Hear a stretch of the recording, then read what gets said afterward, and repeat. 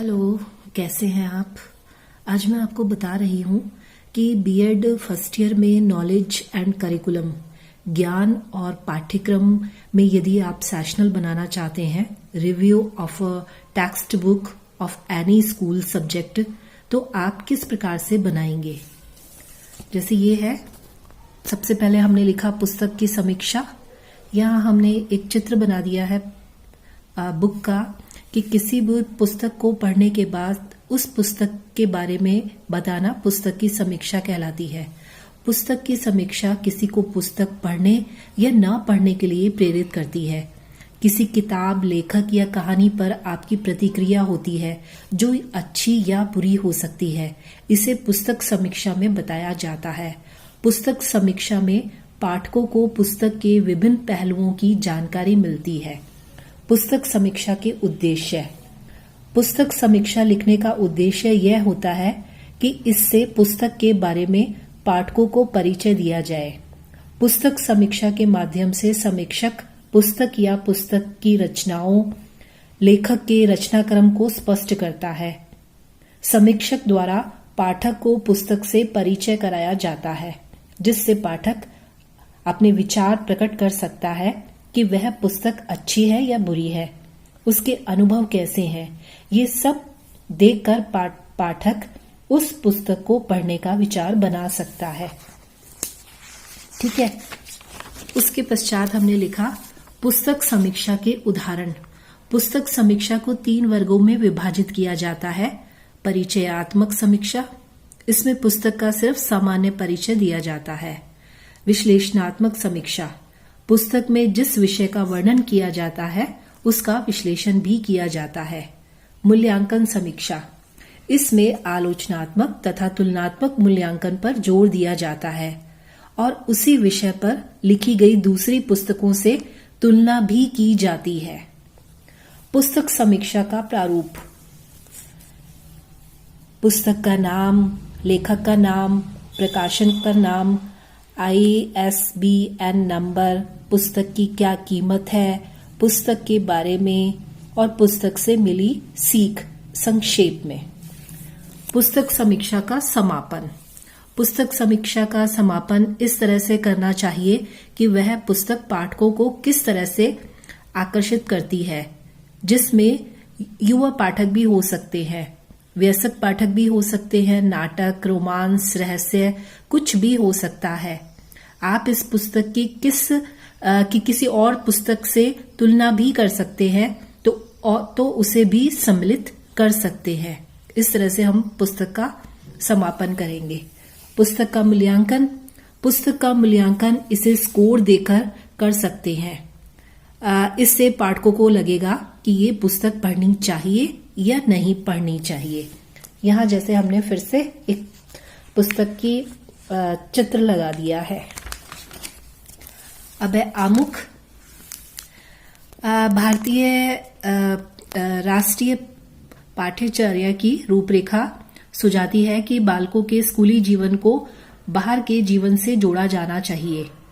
नई राष्ट्रीय पाठ्यचर्या के आधार पर बुनियादी विचार पर अमल करने का विचार है। इस प्रयास में हर विषय को एक मजबूत दीवार से घेर देने और जानकारी को रटा देने की प्रवृत्ति का विरोध शामिल है। ये कदम हमें राष्ट्रीय शिक्षा नीति 1986 में वर्णित बाल केंद्रित व्यवस्था की दिशा में काफी दूर तक ले जाएगा।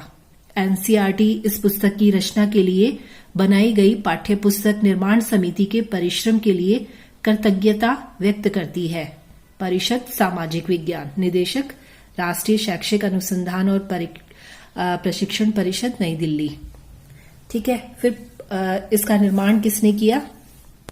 पाठ्य पुस्तक निर्माण समिति, अध्यक्ष सामाजिक विज्ञान पाठ्य पुस्तक सलाहकार समिति और मुख्य सलाहकार। ये हमने एक पुस्तक ली है, उसके आमुख पर और निर्माण समिति या सलाहकार कौन है, ये सब चीजें हमने उस पुस्तक में से देखकर यहाँ पर लिख ली है। और फिर हमने इसी प्रकार से विषय सूची भी हमने लिख ली है। पुस्तक में से देखकर आपको लिखना है। इसमें अपने को यहाँ पर सिर्फ नकल करनी है और कुछ नहीं करना है। ये देखिए, परिशिष्ट तक हमने लिख लिया है। फिर उसके पश्चात पहला हमारा पाठ है पर्यावरण। अब हम पर्यावरण के बारे में थोड़ा सा यहाँ बताएंगे कि पर्यावरण हमारे आसपास सब कुछ है। यह जीवित निर्जीव हो सकता है और इसमें भौतिक, रासायनिक और अन्य प्रकृति बल शामिल है। प्रकृति के संतुलन को बनाए रखने के लिए बायोटिक घटकों के बीच बातचीत बनाए रखा जाता है, जो कि एबोटिक घटकों के साथ होता है। पर्यावरण को दो व्यापक भागों में बांटा गया है, प्राकृतिक पर्यावरण और मानव पर्यावरण, जैसे कि हमने यहाँ पर ये बता दिया है। और ये पर्यावरण से संबंधित भी हमने चित्र बना दिए हैं।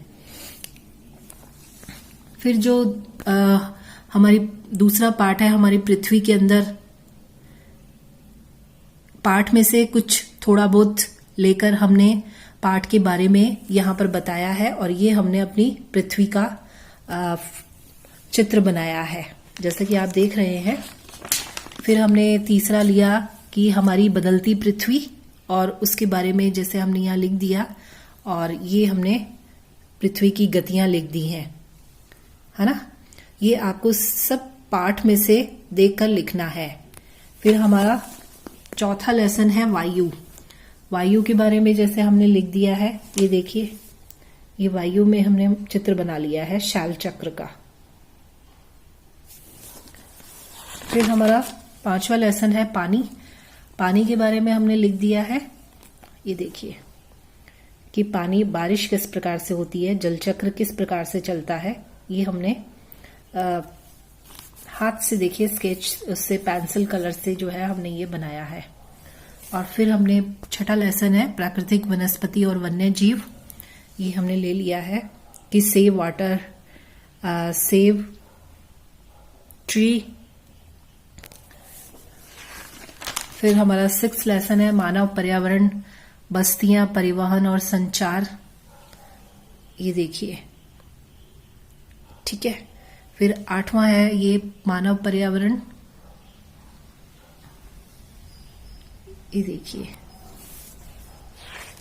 और फिर हमारा है रेगिस्तान में जीवन। रेगिस्तान से संबंधित हमने एक रेगिस्तान और ऊंट का जो है चित्र लगा दिया है। और फिर है परिशिष्ट,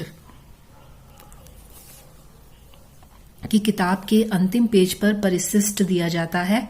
इसमें वो बातें बताई जाती है जो किसी कारणवश यथास्थान नहीं जा सकी हो और जिसके पुस्तक में न आने से वह अपूर्ण रह जाती हो, और ऐसी बातें जिसका उस पुस्तक में महत्व बढ़ता हो, परिशिष्ट कहलाता है। जैसे पुस्तक का परिशिष्ट पढ़कर राम ने उसे खरीद लिया।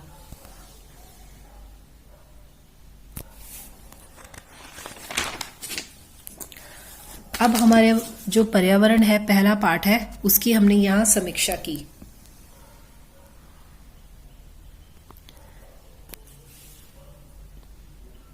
जैसे भूगोल की पाठ्य पुस्तक में दिए गए सभी प्रश्नों के उत्तरों पर एक मजबूत पकड़ होने से छात्राओं को परीक्षा की तैयारी की बढ़त मिलती है और परीक्षा के लिए उन्हें अच्छी तरह से तैयार करने में मदद करने के लिए पुस्तक में कक्षा 7 की भूगोल के लिए एनसीईआरटी समाधान प्रदान किए गए हैं, जो उसके विशेषज्ञ संकाय द्वारा बनाया गया है।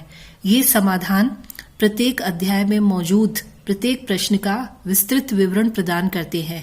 इन समाधानों का जिक्र करने से निश्चित रूप से छात्रों को परीक्षा में उच्च स्कोर मिलने में मदद मिलेगी। ये हमने जो हमारी पुस्तक है, हमारा पर्यावरण, उसकी हम समीक्षा कर रहे हैं। अब है कि सामाजिक विज्ञान भूगोल वह शास्त्र है जिसके द्वारा पृथ्वी के ऊपरी स्वरूप, उसके प्राकृतिक विभागों जैसे कि पहाड़, महादेश, देश, नगर, नदी, समुद्र, झील, डमरू मध्य, वन आदि का ज्ञान होता है। प्राकृतिक विज्ञानों के निष्कर्षों के बीच कार्य कारण संबंध स्थापित करते हुए पृथ्वी तल की विभिन्नताओं का मानवीय दृष्टिकोण से अध्ययन ही भूगोल का निजी क्षेत्र है। भूगोल शब्द दो शब्दों यानी कि भू यानी पृथ्वी और गोल से मिलकर बना है, जिससे स्पष्ट होता है कि पृथ्वी गोल है। पुस्तक का नाम हमारा पर्यावरण की कक्षा 7 की पुस्तक है। इस पुस्तक को पढ़ने के बाद कई चीजों का पता चलता है जो बच्चों के ज्ञान को विकसित करता है। इसकी सभी इकाई छात्रों को हर दिशा से अवगत कराती है कि हमें नदी, वन, पहाड़, पर्वत, सभी प्राकृतिक वस्तुओं को नहीं छेड़ना चाहिए। इन सभी का अपना स्वभाव होता है और मनुष्य को उसमें ज्यादा हस्तक्षेप नहीं करना चाहिए। ये पुस्तक बच्चों के लिए बहुत अच्छी है। बच्चों का मन लगाने के लिए इसमें हर पेज पर चित्र भी बने हुए हैं। मतलब कि पुस्तक आकर्षक है, जिससे कि बच्चे पढ़ने के लिए प्रेरित होंगे, बच्चों की रुचि बढ़े और वो अधिक से अधिक ज्ञान अर्जित कर सके। ठीक है, इस प्रकार से ये हमने पुस्तक की समीक्षा का एक और भी आप देख सकते हैं कि जैसे हमने पुस्तक की समीक्षा कर रहे हैं हम, साइंस की किताब है ये।